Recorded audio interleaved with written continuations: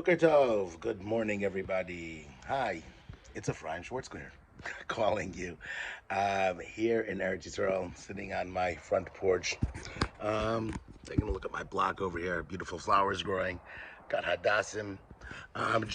Just so you guys don't get too nervous, you might hear gunshots in the background of our little talk this morning. Nobody's shooting. We just actually have a shooting range not far from our house here, Caliber 3, for those that have been on my tours in the Chevron Gush Etzion area, a place that I haven't been to in a while. So they have a range over here as well, and so that's the gunshots you might hear in the background. But it's too nice of a day to sit inside, so I'm out here and thinking about Eretz Yisrael, the beauty of Eretz Yisrael. Um, but before I get to what we're going to talk about today, start off with a joke. It's a good joke somebody said this morning, and I think it's important to start off with a joke. What did the animals say to Noach when he took them off the teva? And of course, the answer was Shkayach Reb Noach. Anyways, I thought that was funny. But anyways, Shkayach Reb Noach. I wanted to talk a little bit about something that I wrote in my email this week, maybe add a little bit more to it, but it's just such a beautiful idea and a new idea. Whenever I hear a new idea, I like to share it. Something that hits me, something that, wow, I never thought of that beforehand.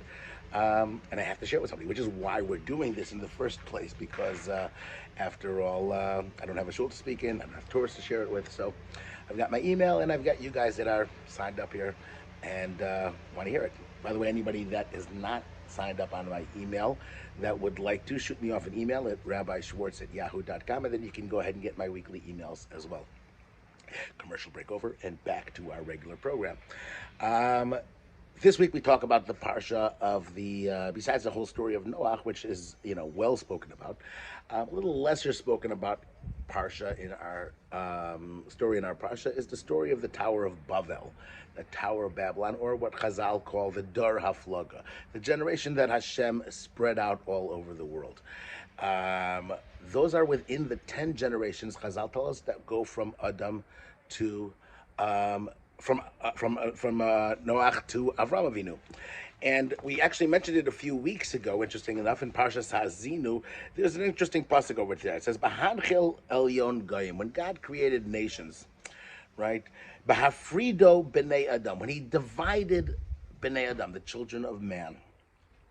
Yetzev gevulos amim, he established the borders of the nations, lemispar b'nei Yisrael, right, according to the numbers of b'nei Yisrael. So we have this, starts off the story, Parshas Hazinu, in the song that we should never forget, that which we're told to go into right on our hearts, right? The beginning of that song shares with us, and it goes back to the beginning of time. And it tells us that there was a point in time when the nations were established. And from those nations being established, the Jewish people came out. B'nai Yisrael. Hashem established those. And that refers to the Dor HaFlaga, the period of time, meaning that mankind, to a large degree, was one. There was one man. He had children. Noach came out. Teva, you have three sons, and we have the nations that get established, and they're just families in the beginning, and we have a bunch of different families, and at that point in time, mankind is still one, and then they divide up into nations. We have China, we have Asia, Africa, Australia, all over the world. How does that take place? So the Torah tells us, "He called Safa Echas," and the entire world was one nation. They were all one. Vahi binasa mikedem, and when they left Kedem, they left from the east. Vayimtzeo beka be'eretz Shinar, they found a valley in Shinar, which is in Turkey. Vayeshu sham, and they dwelled over there. It's an interesting thing that we have mankind traveling. Why are they traveling? Where are they traveling to? It doesn't tell us, but it seems that this is the beginning of the established nations when they start that journey. When each man says to his friend, let's go ahead and build bricks, and let's go ahead and make fire, and we'll go ahead and build a city and a tower. Two things, city and tower. It'll reach the heavens. We'll make a name over there. What's up in the hearts? Maybe we will get spread out. So mankind is one fear. We're going to get spread out all over the world. What's wrong with being spread out all over the world? Why are you scared about that? And why is this city and this tower a solution? So Chazal see in this tower and this city something that's a problem. They want to make a name for themselves. They want to build up and fight against God. Maybe it's something to survive another flood, right? What is this? And Hashem comes down and he sees the city and the tower. And then Hashem says, "This is a problem. Everybody's one nation, one word, one language, and what they're planning on doing. And I'm going to come down, and He's going to mix up their languages. And Hashem spreads them out all over. Kol ha'aretz vayachtulu livnos ha'ir." Again, the problem is not the tower. It seems that the problem is the city they were trying to build. Al ken kara Shema Bavel. That's why it's called Bavel, and that's where Hashem spread them out all over the world. So it's fascinating. We have a city that's problematic, which is most people think with the tower. But here we have something that the problem was the city. And we have this mankind scared, they wanting to stay together, and Hashem quite the opposite. Right? Hashem wants them to be spread out because He's scared of them staying together. And then, of course, we have the question of where they are going. I saw Rabbi Nebenzahl says something fantastic in our Parsha, and he says, when Noach came off the flood, and he's sitting there in Har Ararat. I'm sorry, Shinar. By the way, I'm sorry, I made a mistake. Shinar is in Iran. He comes out in Har Ararat, which is, of course, in Turkey, and he comes off, and he's building up his families, and the families are growing, and he knows that mankind is at risk once again. Right? We can forget Hashem. We can go all over the ground. We can take control of the world. We're going to do what we want. And I have to build new. I want to build different this time. I want to return. Again, those words, Mikedem, we had back in the Garden of Eden of story, right? Where we have the four rivers that are going Mikedem, from the Kedem Gan Eden, right? It's a return to Gan Eden. The word Kedem should bring it up because, again, that's the first time we're talking about that return to Gan Eden. We also have the notion of Mikedem, again, is always referred to as something to do with Eretz Yisrael, or removing yourself from something not holy, going to something holy. Interestingly enough, Turkey is in the east of Eretz Yisrael, and they're going towards Yerushalayim. Rabbi Nebenzahl says he's going to build because that's the holiest place. That's where mankind is supposed to come together. That's where mankind can connect to Hashem. That's the gateway to go ahead and to connect up and down, the two worlds together. Mankind heads out on that journey. Mikedem, the story starts off.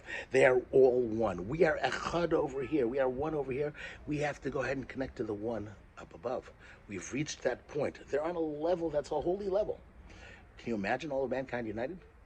And then comes along one person named Nimrod, and he says to them, you don't need to go ahead and connect up there. Take a look around over here. It's beautiful here in Turkey. It's a beautiful country, Turkey.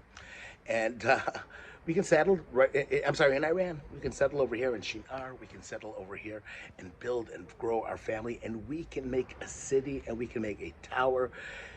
But primarily the city. We're going to establish ourselves outside of Eretz Yisrael. We don't need to connect to God. We'll make ourselves a shame. We'll make ourselves a name. We can go ahead and do everything without the holiness, without the Kedusha of Eretz Yisrael. There's nothing more dangerous than that, Hashem. Right? Mankind united, but leaving Him out of the picture. Right? Leaving Hashem, the whole function of creation is Shema Yisrael Hashem Elokeinu Hashem Echad. It's not going to happen. He can't let that happen. He says to have a unity on the world without God, that's socialism. That's atheism. Everybody's united and there's no God, there's no Hashem, there's no Yerushalayim, there's no holiness. That we can't have. And Hashem spreads them out all over the world. Later on, we have somebody named Avraham Avinu. We have Terach. After that story, we have somebody named Terach. And Terach, again, at the end of our Parsha, goes ahead and starts his journey again. And he's going to Eretz Canaan. He's going to Eretz Yisrael. He realizes it, but he also stalls. He also doesn't make it over there. He lands in the land of Charon, Charon Av. Remember those words, Charon Av? It says that from Hashem, from Avraham Avinu, from Noach to Avraham Avinu, all the generations came and they were angered Hashem. They brought Charon Av to the world, right? Because they didn't make it to Eretz Yisrael. How can you leave Hashem out of His home? There's no greater Charon Av. And Avram comes, as we'll start off next week's Parsha, Lech lecha me'artzecha me'moladcha el beis avicha. You're going to go to the land that I'm going to show you. Hashem says, You can do it, Avram Avinu. When I'm establishing all the nations of the world and each one's going to go ahead and be all over the place, I need one person, I need one family, I need one nation that's going to come out of those Gvulos Ami, and that one nation is going to come to Eretz Yisrael, is going to come to the Holy Land. And Avram goes down the journey, and Chazal tells us he was notel schar kulam. He got the reward for all the other 10 nations, all the other 70 nations that did not, all the other 10 generations that did not. The reward is the reward of Eretz Yisrael. So here we are, having the benefit and the pleasure of living in Eretz Yisrael today, and the mitzvah of Eretz Yisrael, and we're going back and fulfilling that original song of Hashem to live in Eretz Yisrael, B'han Chil Goyim, right? When Hashem is established, it says Lemispar B'nei Yisrael, the numbers of B'nei Yisrael are coming to Yisrael. That's the song Moshe Rabbeinu teaches Klal Yisrael right before we move into Eretz Yisrael in Parsha Sazinu. It's the last words he's teaching the B'nei Yisrael. Sing this song, and remember that 2,500 years ago, right, or 1,500 years ago, from that period when Hashem established nations, he was waiting for this moment. He was waiting for our family to come to Eretz Yisrael. Thank you for coming to our family. Come to Eretz Yisrael and build the country.